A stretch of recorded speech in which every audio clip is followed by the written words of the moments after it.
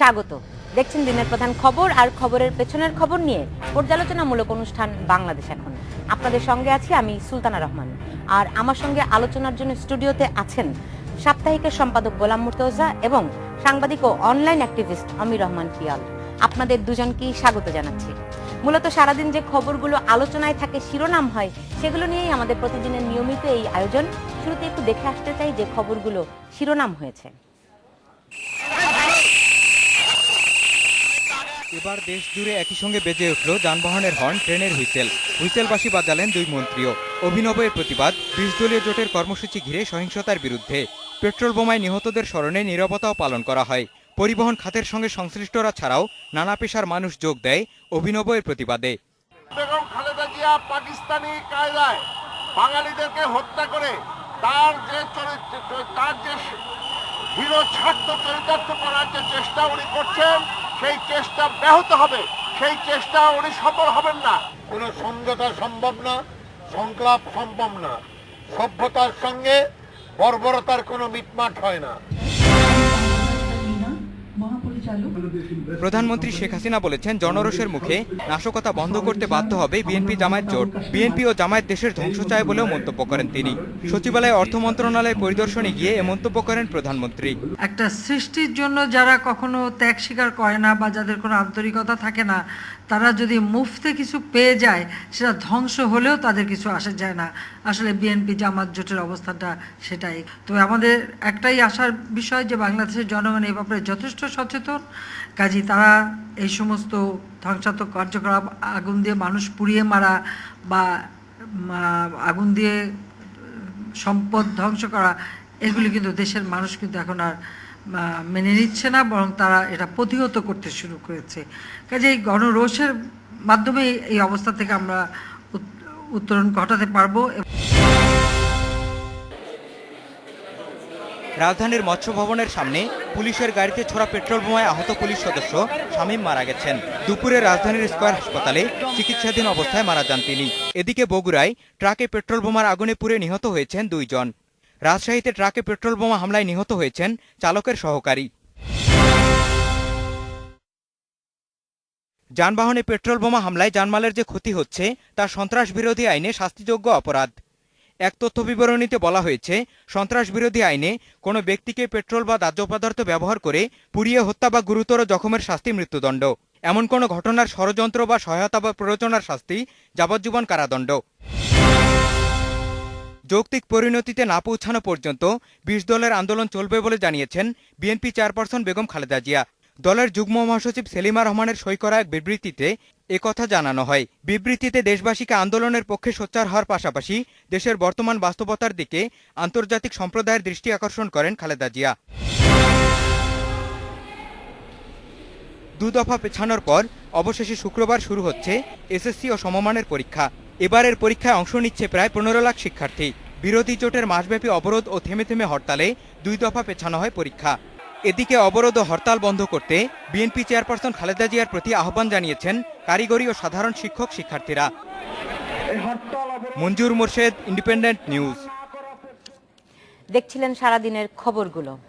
আসলে একটা ভালো খবরের মধ্য দিয়ে দিনের শেষটা গেল, কারণ হরতাল বাড়ানো হয়নি, যদিও অবরোধ অব্যাহত থাকবে বলে বিএনপির পক্ষ থেকে বিবৃতিতে বলা হয়েছে। তো এটা কি একটা শুভ লক্ষণ নয়, জনাব গোলাম মুর্তজা? এটা যে শুভ লক্ষণ কিনা, এটা আসলে আমি নিজে খুব নিশ্চিত না যে এটা শুভ লক্ষণ কিনা। শুভ লক্ষণ এই দিক দিয়ে যে পরীক্ষাটি হবার কথা, সেই পরীক্ষাটি হচ্ছিল না। কেন হচ্ছিল না? রাজনৈতিক কর্মসূচির কারণে। আবার এখন রাজনৈতিক কর্মসূচি বললে আরেক দিক থেকে প্রতিবাদ আসে যে এটা রাজনৈতিক কর্মসূচি না, এটা পুরোপুরি সহিংসতা।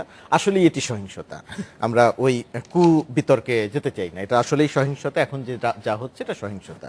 তো সেই সহিংসতার কারণে পরীক্ষা হচ্ছিল না, পরীক্ষা অনুষ্ঠিত করা যাচ্ছিল না। সেরকম একটি জায়গা থেকে 2 দফা পেছানোর পরে এখন আগামীকাল পরীক্ষাটি হবার কথা।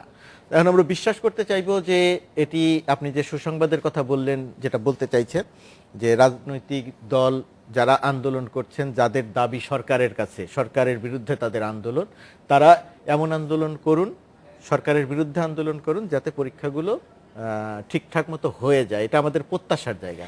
কিন্তু বাংলাদেশের যে বাস্তবতা, আপনি যে সুখবরের কথা বলছেন, না, আমি সুখবর বলছি এই প্রেক্ষাপটে আপনি জানেন 2 দফা আপনার এসএসসি পরীক্ষা পেছানো হয়েছে এবং এমনটা ধারণা করা হচ্ছিল, আশঙ্কা করা হচ্ছিল যে এসএসসি পরীক্ষার্থীদের পিছু পিছু ছুটছে হরতাল অবরোধ। হ্যাঁ, সেই অনেকটা তাই, প্রেক্ষাপটে অনেকটা তাই পিছু পিছুই ছুটছে এবং আমার ধারণা এখনো সেই ছোটাটা বন্ধ হয়নি। এটি আমার ধারণা, এটা একেবারেই আমার ব্যক্তিগত ধারণা। একজন সংবাদকর্মী হিসেবে টুকটাক যে খোঁজ খবর জানি তার প্রেক্ষিতে আমার কাছে মনে হচ্ছে আজ বা আগামীকাল হয়তো বা এরকম অবস্থাতে যাবে। তবে তারপরের দিন বা তারপরের দিনের অবস্থা কি থাকবে ওই জায়গাটাই আমি ঠিক নিশ্চিত না। আমার ধারণা যে আবার আমাদের হয়তো এই ভালো খবরটা নিয়ে আলোচনা করার সুযোগটা হয়তো কমে যাবে। ছাত্রছাত্রীদের জন্য আশাবাদের জায়গাটা থাকবে কিনা আমি ঠিক নিশ্চিত নই। ভালোই ভাবতে চাই।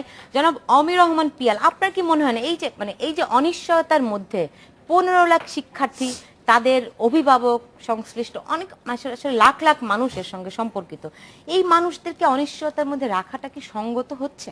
না, মোটেই সঙ্গত হচ্ছে না। মানে বিরোধী দলগুলো যদি বলে তারা গণতন্ত্র বাঁচাতে, সরকারের দিক থেকেও তো আসলে অনিশ্চয়তা সরকারও তো রেখেছে। না, এক্ষেত্রে আমি বলছি যে যেটা মুখোমুখি আমরা, তারা বলছে যে গণতন্ত্র ফিরিয়ে আনার আন্দোলন, সেটা হচ্ছে গোপন স্থান থেকে ভিডিও বার্তা দিয়ে, সন্ত্রাসী কার্যক্রম দিয়ে গণতান্ত্রিক যে আন্দোলনের যেই নিয়মগুলো আমরা দেখেছি, মিছিল মিটিং করা, এমন যদি হতো তারা মিছিল করছে, তাদের পেটানো হচ্ছে বা মিটিং করতে দেওয়া হচ্ছে না, তখন জনসাধারণ বলবে যে না, সরকার তাদের উপর করছে।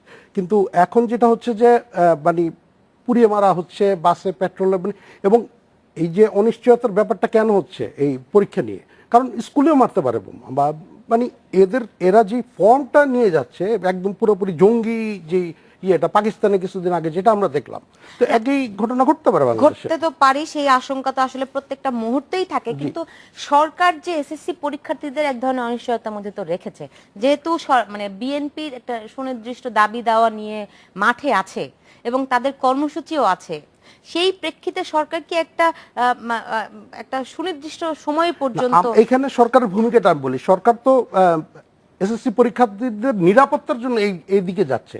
মিছিল মিটিং তো আমার জন্য হুমকি না, বোমা মারাটা আমার জন্য হুমকি।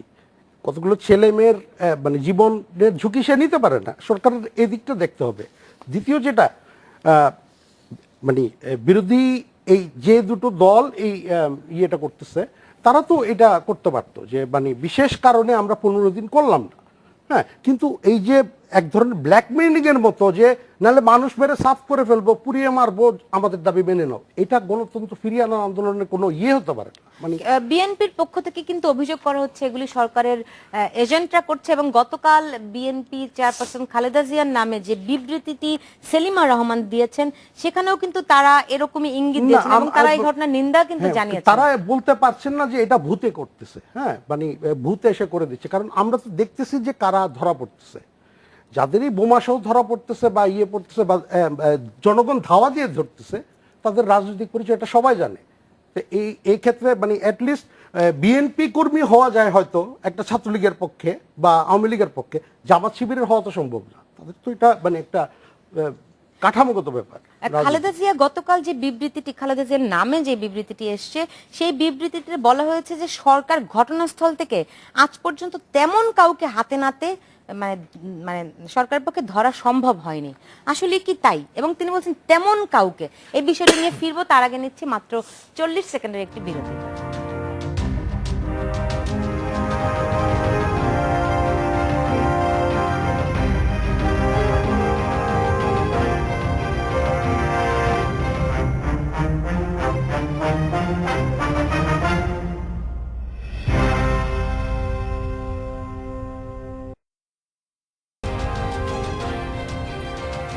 বিরতির পর ফিরে এলাম, দেখছেন বাংলাদেশ এখন।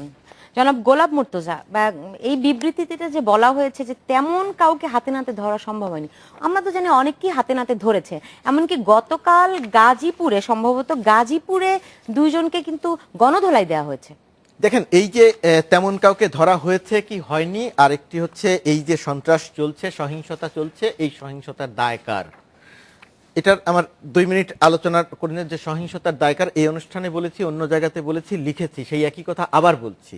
যে দলটি বা যে দলগুলো আন্দোলন করে, যে রকমের আন্দোলনই হোক, রাজনৈতিক আন্দোলন হোক বা যে কোনোই আন্দোলনই হোক, সেই আন্দোলন বা সেই কর্মসূচির প্রেক্ষিতে যে ঘটনা ঘটে যে সহিংসতা ঘটে, যে সহিংসতার প্রেক্ষিতে মানুষ পুড়ে মারা যায়, গুলিতে মারা যায় বা যে কোনো কিছুতে মারা যায়, আহত হয়, সেটার দায় পুরোপুরিভাবে ওই দলটিকে নিতে হয়, ওই দলগুলোকে নিতে হয় যে দলগুলো আন্দোলন করে।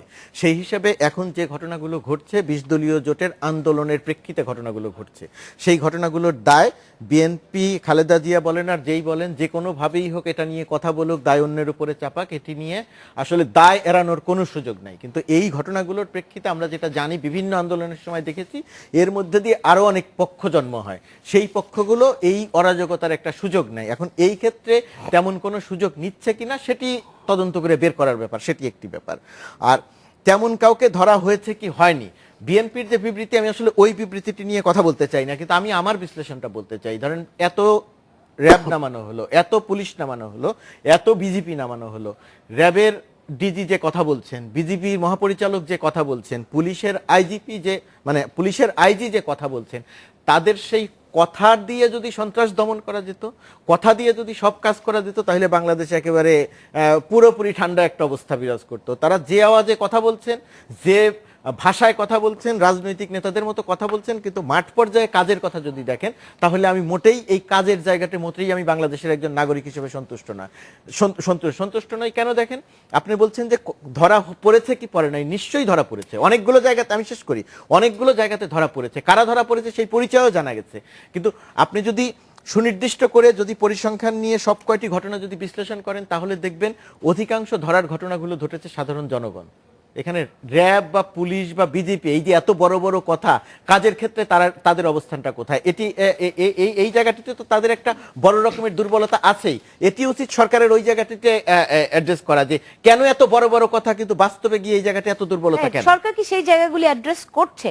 এবং আপনি দেখেন গতকাল আমরা দেখলাম মন্ত্রীরা সচিবালয়ের সামনে বেশ হুইসেল বাজিয়ে প্রতিবাদ কর্মসূচি পালন করলো, কিন্তু আসলে এগুলি কার্যকর বলতে যে আসলে তাদের রাজনৈতিক ভাষাটা হয়তো মানুষকে একটু বিভ্রান্ত করে, কারণ তারা ওই স্মার্টনেসটা এখনো আসেনি যে সাধারণ মানুষের সাথে ইন্টারাকশনের ভাষাটা কি হতে পারে, তারা তাদের ভাষায় কথা বলেন, এটা একটা দুর্বলতা। রাজনীতিবিদরা যদি সাধারণ মানুষের ভাষায় কথা বলতে না পারে, তাহলে তারা কিসের রাজনীতি করে? সেটা তো এখন চর্চার ব্যাপার, এটা বুঝতে হবে যে তারা কিছু নির্দিষ্ট জার্গন নিয়ে এই রাজনীতিটা করেন। এখন আমি ওই ইয়ের কথা বলছিলাম যে ধরা পড়েনি বা যে পুরান ঢাকায় একটা বাড়িতে বোমা বিস্ফোরণে মারা গেছে, বোমা বানাতে গিয়ে একটা যুবদল কর্মী, ছাত্রদল কর্মী, নিউ মার্কেট থানার নিউ মার্কেট শাখার ছাত্রদলের সাধারণ নেতা, জি এনলিস্টেড উনি, তাই তো। আরো অনেকগুলো জায়গায় জামাত শিবির ধরা পড়েছে, ছাত্র দলের আরো বেশ কয়েকজন ধরা পড়েছে, ধরা পড়েনি। এবং এই যে এখন যেটা হচ্ছে যে জনতার প্রতিরোধটা এসেছে, আমরা কিছুক্ষণ আগে সংবাদে মাননীয় প্রধানমন্ত্রীর